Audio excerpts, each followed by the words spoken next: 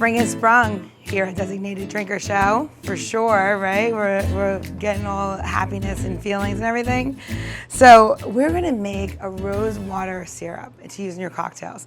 And we're gonna do it not just using the rose water that you buy in the grocery store, which you totally can. We're gonna use a rose tea, just a sweet rose tea, and we're gonna put it into hot water. And you want it to be a little bit like around like 156, 160. So that is not a boiling temperature. And the reason why is because you just want that aromatic to hit. Now don't worry, you're going to strain this, right? So I'm just gonna put that in there and you see that it's turning brown.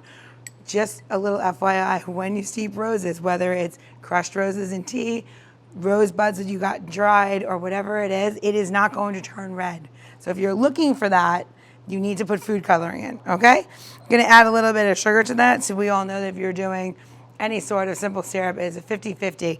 When you put the two things in there after this is steeped for a good like 12 minutes, you'll dissolve your sugar, and this is enough for like 2 or 3 cocktails.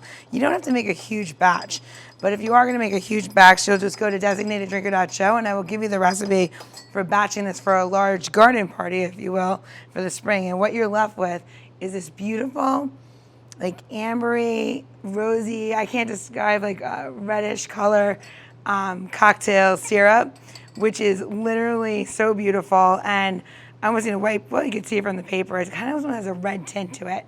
So enjoy, embrace, and make flower cocktails in the spring.